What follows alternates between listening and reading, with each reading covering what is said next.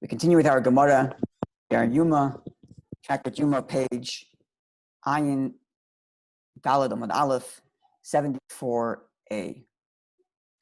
Now the Gemara analyzed or remarked on the opening of the Mishnah, which stated, it is forbidden to eat, drink on Yom Kippur. That's the first of 5 forbidden things to do on Yom Kippur. To bathe, to put on ointments, to wear shoes, and to marital relations. Now, the Gemara noted that seemingly the word asa, the word forbidden, is inappropriate because it should have stated oynish kares, the punishment is excision. With such a harsh punishment of excision, using just the term forbidden as if it's a common prohibition from anywhere in the Torah seemed to the Mishnah, seemed to the Gemara to be not strong enough of a word. And to answer this question, the Gemara basically stated that when the Mishnah used the words asr, prohibited, it's indeed referring to a prohibition where there is no punishment of excision. Now, where is there prohibition without punishment? That was an issue we caught with the Mishnah, the Gemara titles Chatzi Shir, which literally means half the amount. But as we noted, it doesn't mean literally half, but it's anything less than the requisite amount for punishment.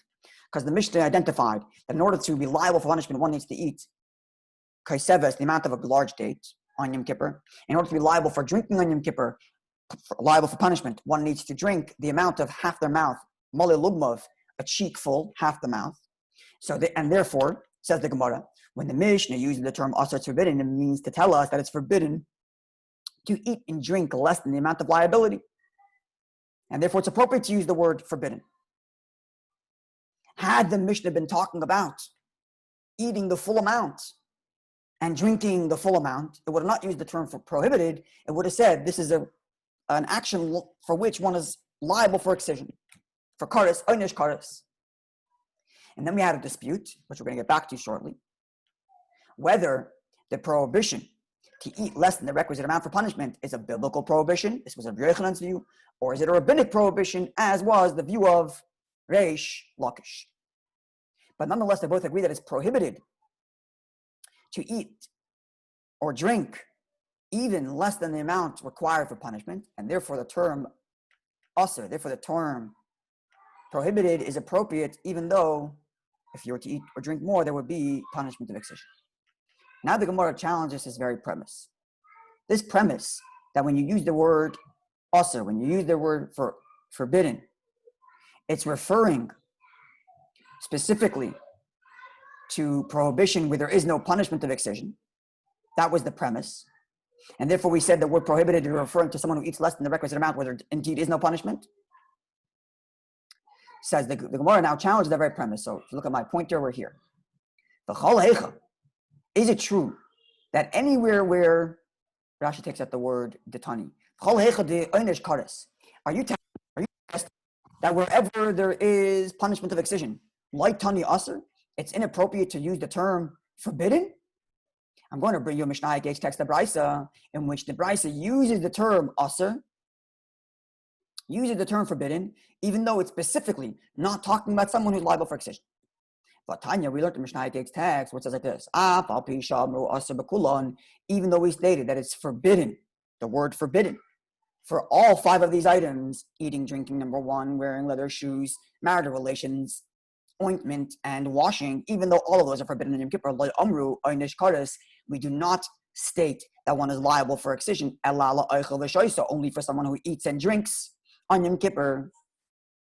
And one who does work on Yom Kippur. Doing work on Yom Kippur is not one of the 5 uniquely prohibited things as for Yom Kippur as part of the Torah's requirement to deny oneself. But nonetheless, one is forbidden to work on Yom Kippur just like any other holiday. But unlike any other holiday where the punishment is, Shabbos is one punishment, holiday is another punishment, but on Yom Kippur, the punishment for working on Yom Kippur is kares, excision. But the point here is that this text specifically uses the word asr and says, even though we say all of them are forbidden, only some of them have the punishment of excision. That means to say the term forbidden even applies to that which one would be liable for punishment. So the whole premise of our question falls apart. Says the Gemara no Hachikama, this is what it means to say. Now just a word on what the Gemara is about to do. The Mishnah is the final edits of Rabbi Yehuda Hanasi collated into this perfect setup. Now, because of that, every single word in the Mishnah is precise, and very rarely will the Gemara say that the wording of the Mishnah is imprecise and we need to change it in order to understand it better. But when it comes to Mishnaic age texts that didn't make the final cut to the Mishnah, Brisa or Tosefta, because they're essentially someone's notes for safekeeping for themselves, and they weren't, even though they were collated later generations, but they weren't written to be published in the same way the Mishnah was. Therefore, it's not uncommon that the Gemara will say, because we have a difficulty understanding this text, we should read it in such and such a fashion. And the Gemara will kind of edit the text of the Mishnaic age, of the Brisa, the Tosefta, considering that it didn't make the final cut to the Mishnah, and therefore we have more wiggle room to interpret that text and say what it meant to say was this, or what it should have said is this, even though the Gemara tries to avoid this, and often the Gemara will try to make sense of the text as in and of itself, but it's not uncommon, certainly not with Brisa and Tosefta, Mishnaic age text that didn't make it into the actual Mishnah. It's not uncommon that the Gemara will say, it should be read this way. And that's what the Gemara is about to do here. So if you're looking at my pointer, it's over here. Haki Kamar. Here's what that Brisa, that text should have stated. And the way in which the Gemara is going to edit the text, it's going to edit the text in such a way that the word asa, the word forbidden, only applies to something of which one is not liable for kares for excision. So another thing to point out here is that the editing of the text here is less conspicuous because it doesn't change the law. It's a question of wording, whether the word usr applies or the word usr doesn't apply. It's not a question of changing the law. Sometimes when you edit the text, it changes the whole law. Well, here it doesn't change the law. It just changes the usage of the terminology. So I guess in that sense, the Gemara is also more freely going to take liberties to edit the text to make the terminologies match, considering that we're not even changing the halacha. So what are the changes we would make to this text so that the word usr, the word forbidden, only applies to that which one would not be liable for excision? It's as follows. This is how the Mishnaic age text should read. This is how the Brisa should be read. When we are told it's forbidden, this is only stated ella bechatzi shir, only when someone who eats less than the requisite amount for liability, known as chatzi shir, half the amount. Obviously, it doesn't only mean half, but it means anything less than the requisite amount for punishment. That's when we use the term. That's when we say it's forbidden. Aval kashir, but one who has eaten enough to having reached the amount for which one would be liable, then oynish kares, then his punishment is excision. So by adding that in, we've split it in half. We've said the word forbidden applies to someone who eats only half the amount, only less the amount of a liability. Aval kashir, but one who eats the amount of liability, oynish kares, his punishment is excision. And thus we've reserved the term usr, forbidden, only to that which one is not liable. And thus back to our Mishnah, when the Mishnah uses the term usr, when the Mishnah uses the term forbidden, with respect to eating and drinking, it's not talking about someone who eats and drinks the entire amount, because in that case, it's punishment by kares, by excision. Capital punishment to the hands of heaven. And therefore the term usr, the term forbidden, is reserved for someone who eats even less than the amount required for punishment, whether that is a rabbinic prohibition as Rish Lakish, or biblical prohibition as the halacha following Rabbi Yochanan. And then the Mishnaic age text continues, the Brisa, which we are editing here, which says, even though the punishment, we state that the punishment is excision, ein oynish kares, the punishment of excision only applies ella, only in such case where one eats and drinks more than the requisite amount, and one who does work, violating Yom Kippur in that way. But someone who violates Yom Kippur by bathing, or by washing, or by putting on ointments or leather shoes, then they're not liable for capital punishment, because capital punishment is reserved only for eating and drinking, or one who violates Yom Kippur by working. Okay. Another suggested explanation for why our Mishnah uses the term usr, uses the term forbidden. Before we go, just to get it clear, in the way we're understanding it right now, the Mishnah is not some talk. When the Mishnah opens up the words, it's forbidden to eat and drink, it's referring to someone specifically who ate less than the requisite amount. Because if you ate more than the requisite amount, the term asr, the term forbidden, would not be used. And now that we would use the term einish kares, he has the punishment of excision. And now the Gemara is suggesting another reason why the term asr is used, why the term forbidden is used. And still we're going to maintain that when it says eating and drinking is prohibited, it's actually talking about someone who ate and drank more than the requisite amount. Now, if he ate and drank more than the requisite amount, certainly the Mishnah should use the term einish kares, he's punished by excision. So why does he use the term asr? Says the Gemara of perhaps he might say like this. Ki katani asr, the reason why the Mishnah used the term asr forbidden is asharas for the other four. For bathing, for ointment, wearing other shoes, or marital relations. In those four areas, there is no excision. And therefore, the term asr, the term forbidden, is used not with regard to the eating and drinking, even though the eating and drinking here is talking about someone who ate more than the requisite amount, for which he is liable for excision. But the reason why the term asr, the reason why the term forbidden is used, is because there are four other items that are forbidden in Yom Kippur, and in those four other items, there is no punishment of excision. And thus, the term asr is appropriate. Now, where do we know that the other four are forbidden in Yom Kippur? The Tanu Rabbi, Rav Yosef, for both Rabbi and Rav Yosef taught Bishar Sifri de Rav in the other books of the house of Rav. Just to explain what this is very briefly, there is Medrash, right? In addition to Talmud, the Medrash, which is kind of a commentary, running commentary on the text of the Torah itself, right? The Mishnah is a collection of laws based on the oral tradition, and then the Gemara is commentary on the Mishnah. The Midrash is commentary on the narrative of the Torah. Now, Midrash, especially as you get into later books of the Torah, where aside for the narrative and the story of the Torah, you have laws within Torah. So the Midrash comments on that as well. So you have halachic Midrash as well. The halachic Midrash starts at Vayikra, the book of Leviticus, and that's called Torah's Kohanim, because the book of Leviticus is most talking about the Kohanim and their obligations in the temple and whatnot. It's called Torah's Kohanim. The Shar Sifri, the other works of Rav, the other halachic Medrash, that's on the ones on Bamidbar and Devarim, on the book of Numbers and the book of Deuteronomy.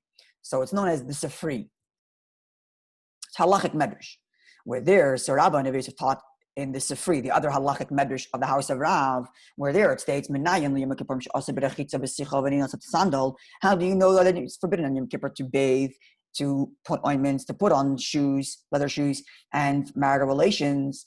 Talmud Leimar, the verse tells us, Shabbos, Shabbosan. So the verse, you see the little 2 here, we can go scroll up to here, and you can see the full verse.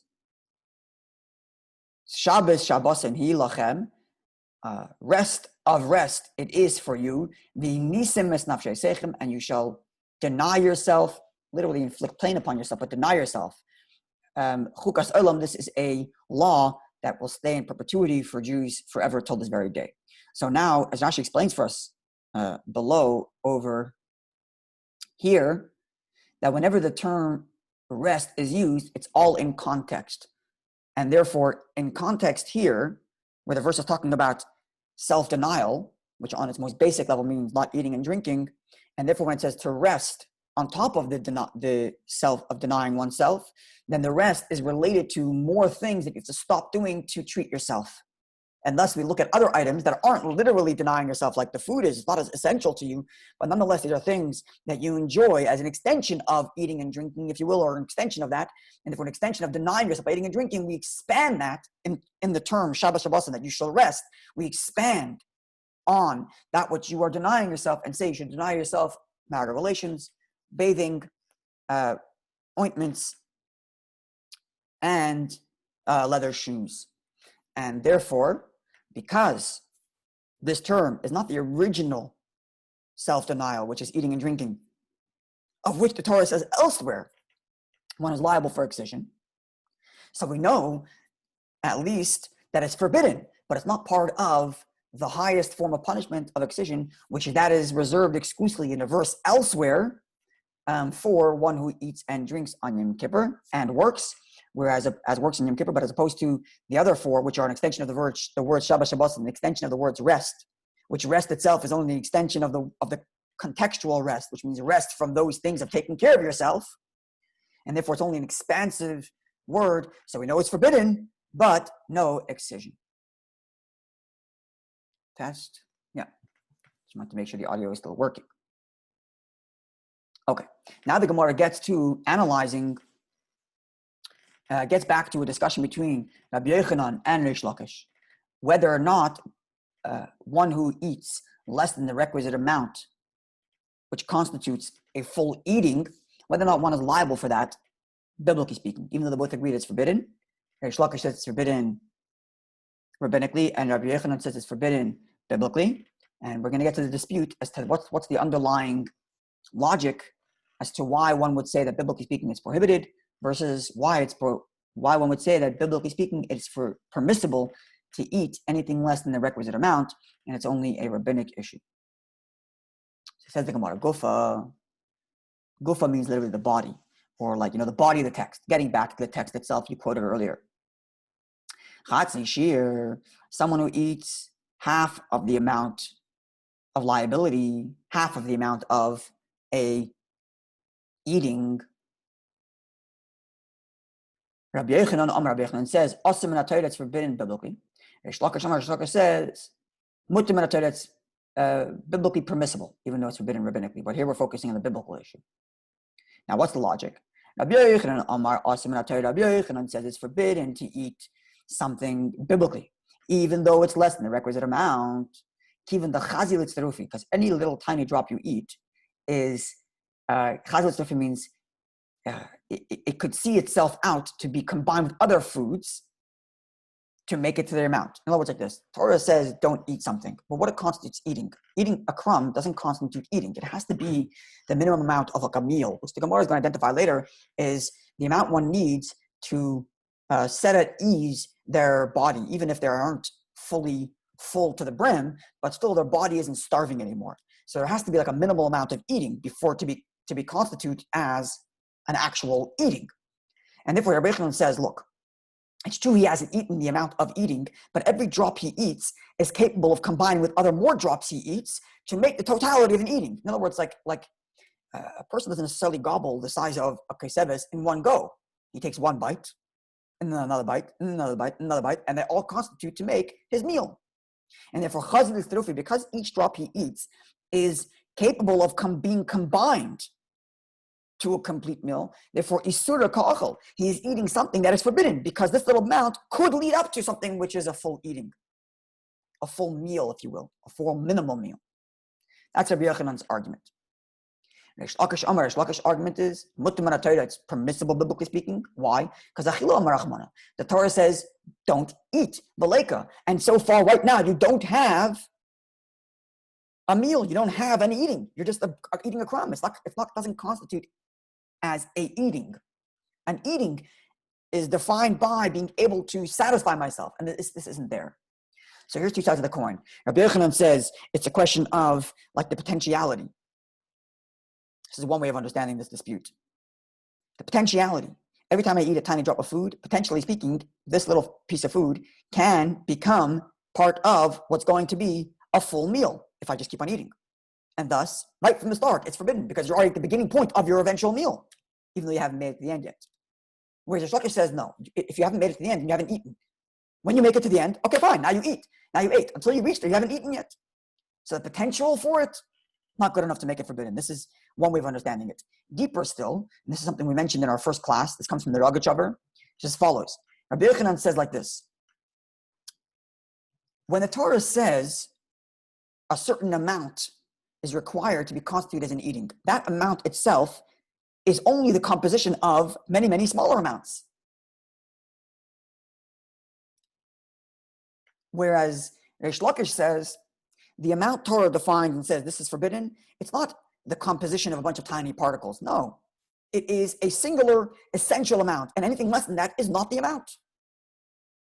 You know, a way of imagining it is a person who has only 3 boxes in his tefillin. We're not going to say he has 3/4 of a tefillin. They aren't tefillin. Tefillin is defined by having 4 boxes in the head. If you don't have 4 boxes, it's not a pair of tefillin, it's something else. It's not like you have 3/4 of tefillin. So likewise here, someone who eats half the amount, it's not as if he got halfway there. He doesn't have the prohibition. The prohibition is to eat a full eating. He doesn't have it. It's a singular unit of an eating. And if he doesn't have that, he hasn't violated. Whereas Rabbi Yochanan says, no. When the Torah says a unit of eating, it's not a unit of eating, an independent unit that stands alone, like 4 boxes of tefillin, that if you have only 3, you have half, you're halfway, or you're 3/4 of a way. No. Eating, and that definition of the amount required for eating is nothing other than the composition of smaller parts. And therefore, every single time you eat a little bit, you're eating something which is forbidden, even if you haven't been accountable yet. This is the underlying dispute. Says the Gemara like this. Eisvei Rabbi Yochanan Reish Lakish. Rabbi Yochanan challenged Reish Lakish by quoting a text, a Braisa, Mishnaic age text, that predates Rabbi Yochanan and Reish Lakish. Even though Rabbi Yochanan and Reish Lakish are on the border of the Mishnaic age and the Gemara age, but nonetheless, the Mishnaic age text still precedes them, and they are still technically referred to as stages of the Gemara. So Eisvei Rabbi Yochanan Reish Lakish. Rabbi Yochanan challenged Reish Lakish. When the Mishnaic age reads as follows. Ainli ella kol sheyeshna ba'oinish yeshna ba'azhara. Mishnaic text read, I indeed know that any time the Torah says you are punished for doing something, yeshna ba'azhara, I know that you have a prohibition, to read it literally. Ainli ella, it is only known to me, kol sheyeshna ba'oinish, anytime the Torah says one is liable for a punishment, yeshna ba'azhara, then I know ipso facto that it is forbidden, otherwise Torah wouldn't punish me. If I eat a kvi is an animal of, we don't know what status it is. Let's just give some background here. The text says, let's go here.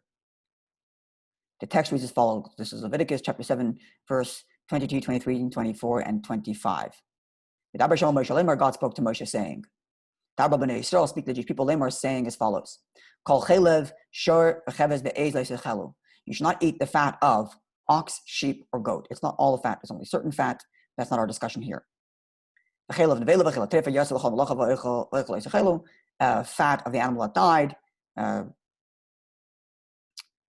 or if it was eaten by another animal, then you can use it but not eat it. Then it says,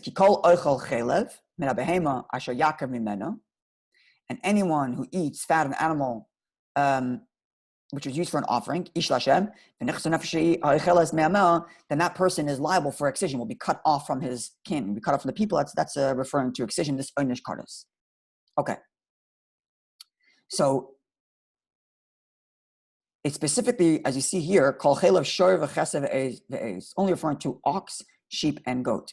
Now that is domesticated animals, which means this prohibition does not apply to undomesticated animals. The fat, even if it's kosher, let's say a deer or some other animals which aren't domesticated animals, they're called chaya rather than behema, domesticated versus undomesticated animals, and they're not part of this prohibition. Now this kfi, I don't know what it is exactly. I'm not sure if anybody does know exactly what it is, but it's an animal whose status is unknown. Is it part of the behema category? Is it part of the category which is a domesticated animal, and therefore falls under the prohibition of not eating its fat, whichever fats it's talking about, or is it a chaya, or is it a undomesticated animal, and therefore there's no prohibition against eating its fat. And therefore, continues this Mishnaic age text Rabbi Yochanan is quoting as a challenge to Reish Lakish. Kvi, someone who eats the fat from this animal, v'chatzi shir, and someone who eats less than the requisite amount for punishment, hoyil ve'eina ba'inish, considering the fact that there is no punishment there, eating less than the requisite amount, he's not punished because he ate less than the requisite amount. The kvi, he's not punished because we don't know if it's actually part of the prohibition, because perhaps it's part of the other type of animal, maybe it's part of the undomesticated animal. Yachol, therefore you might think, eina ba'azhara, it's not part of the prohibition because there is no punishment. Talmud Levi, therefore comes the verse and says, kol chelav, any fat. So let's look at the verses again.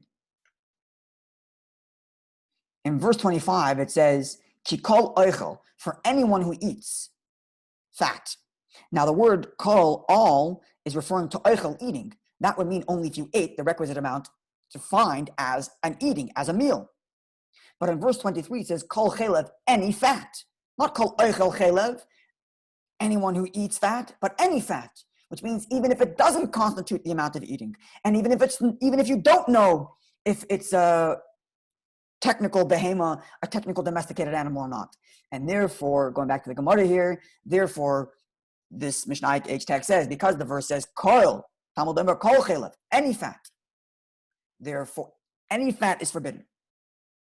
And this seems to be a text which supports the notion that even someone who eats less than the requisite amount is prohibited by Torah law from eating it, because it says, Kol Chelev, any fat, even if it's less than the requisite amount for punishment. And thus, Rabbi Yochanan uses this text to challenge Reish Lakish. Reish Lakish, you who said that eating less than the requisite amount for punishment is only prohibited rabbinically and not biblically. Here's a text which cites a verse, Kol Chelev, any fat, to teach that any fat, even fat less than even one who eats less than the requisite amount for punishment, is also liable, or is also prohibited, even if they're not liable. Says the Gemara, no. That text is midrabanan. It's rabbinic. The Kra and the verse asmachta ba'alma is a supporting verse. It's not that the verse itself means to prohibit eating less than the requisite amount for punishment. No, it's the sages, and the sages are hanging their prohibition on the text of the Torah. It's not an uncommon thing where the sages will enact a prohibition and they'll say, look, we're relying on this verse. It's not that the verse meant that, but it's not so much that the verse actually had that prohibition in mind as it is the sages made a prohibition, and they would have made that prohibition whether there was a verse or not a verse because they feel that this is the appropriate thing to prohibit, but they only cite the verse as like a supporting statement. So too here. There were sages who came along and said that this is Rabbi Shlakish's view. It's the sages who came along and said that it is prohibited to eat less than the requisite amount for liability for punishment. And you should know there's a verse which supports us, but it's not the verse that makes the prohibition. Whereas Rabbi Yochanan says, no, the verse says, Kol Chelev, any fat. That is a biblical prohibition to eating any amount, even if you haven't met the amount required for punishment, the amount that constitutes a meal and eating. And the Gemara says, Hachinam mestabra. It actually makes sense to state that the verse Kol does not actually mean to include more than what the Torah itself says is prohibited. The Torah itself says what's prohibited is Kol Oichel, anyone who eats, which means it's a certain amount for requisite for eating. And the word Kol Chelev, it would make sense, says the Gemara, that it does not mean another biblical prohibition to eat even less than the requisite amount. What's the proof? Because if you're going to tell me that this is a biblical injunction, then that would mean it's a biblical injunction against eating a kfi, eating this animal which is in a state of doubt, whose status is not known. And the Gemara says, Sveikahu. That's something that we don't know. Do I need a verse to tell me that there's a punishment, that there's a doubt, or to settle a doubt? But it means like this.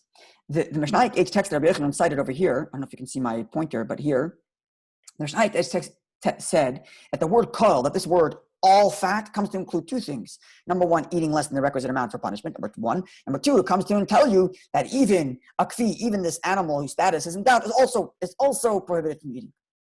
The Gemara says, hold on a second. Does God not know its status? It's only us human beings. We don't know the status of this kfi. But God doesn't know the status. God certainly knows the status. So why would God have a verse to tell us that, when you're in doubt of something, you should make it prohibited? From the Torah's perspective, it's either prohibited or not prohibited. It's us who have the issue. And therefore, it cannot be that the verse kol is come to tell you that even this thing you don't know about, Torah doesn't come to settle a debate, doubts. Torah knows the truth. It's our failing that we have the doubt. And therefore, it doesn't make sense that the verse is here to add that as well, because the verse is not here to settle doubts that we have. And therefore, it makes more sense that it's a rabbinic prohibition. The sages are prohibiting this doubt, this animal whose status is doubtful, and the sages are prohibiting eating less than the requisite amount for punishment, and they use the word kol as a support text, the word all as a support text, but not that it actually means that. And the Gemara says, no, imishimha, if your support to state that it's rabbinic is because you're of the view that the Torah doesn't come to settle doubts that we have about animals and their status, that's not a good enough support. Why? Kasavri, because the Mishnah H text is of the view And now we go to the top of Kudal and Base, 174b, where there we cite this. Kfi, this animal, kfi, it's not just an issue of us not knowing what it is, but berye b'fnei atzmahi. It is an independent being who could be neither.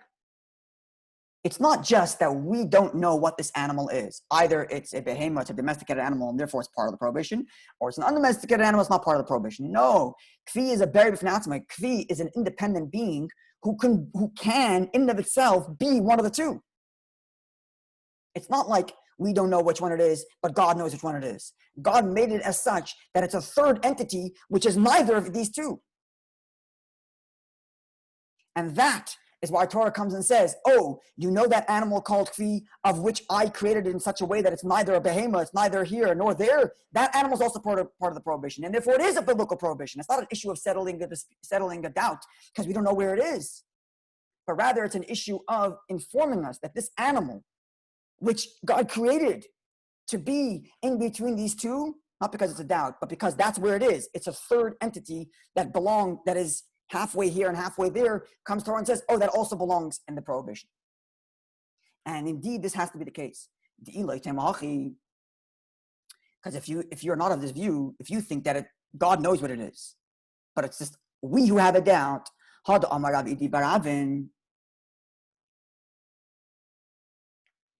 then the statement of Idi Baravin is seen obsolete, because he stated so clearly, Af kol asuyekvi, that the word kol of Idi Baravin stated clearly that the word af, with respect to, Josh tells us with respect to the prohibition of eating blood, where there it says, you look at top here, kol dam lo yisechelu, all blood should not be eaten, lo'ay, for a bird, a lehema, for an animal. And there it says the word kol dam, all blood, coming to include not just bird or animal or domesticated animal, behema, but also this kvi. So Rav Idi Barabin stated clearly that's a biblical prohibition to eat the blood of a kvi. And in your view, says the Gemara, that a kvi is something we don't know where it belongs. Sveikahu, it's a suffix, it's somewhere we don't know where it belongs. It's the chala buya, sveika. Do we need a verse to come and tell us and settle doubts of things we don't know? God knows what it is. Ella, rather, the reason why Rav Idi Barabin said that it's a biblical prohibition alluded to in the word kol, the word all, comes to tell us that one should not eat the blood of a kfi is because berye shiny, it is another independent creature, which is neither a domesticated animal, neither a behema, neither is it a chai, an undomesticated animal. And the Torah comes and says, this item which I, God, made to be neither here nor there should also be part of the prohibition. So hachanami here too, berye shiny, it is an independent being, and the Torah and the word kol, in the word with respect to the prohibition of fat, is coming to tell you that this animal which I, God, created to be neither here nor there is also part of the prohibition for eating fat. So to summarize, we have a dispute between Rabbi Yochanan and Rish Lakish whether or not the prohibition of eating less than the requisite amount is biblical or rabbinic. Rabbi Yochanan says, I know it's biblical because in addition to the verse saying, Kol oichel lo yisechelu, one should not eat a requisite amount. It also says, Kol chel of all fat, including such fat which is less than the eating, and including such fat which I, God, have stated about a certain animal which is neither part of the domesticated animals, which is stated explicitly part of the Torah, nor is it part of the category that the Torah explicitly excludes, namely the undomesticated animals. This animal is somewhere in between, as I, God, made it, not because you're in doubt of it, because this is the way I made it, it's in between. That too should be part of the prohibition. And part of the prohibition is eating less than the requisite amount for punishment. But Rish Lakish comes and says, no, the prohibition against eating less than the requisite amount is only rabbinic. As for the fact that the Mishnaic H text cites the verse Kol chel of all fat to teach us that one is also prohibited from eating fat from this kvi and prohibited from eating anything less than the requisite amount, that is a rabbinic prohibition, and they're just quoting the verse as support. I hope that was clear, and God willing, tomorrow we get to discussing how we define the prohibitions of eating, drinking, and all the others on Yom Kippur. A wonderful day, everybody.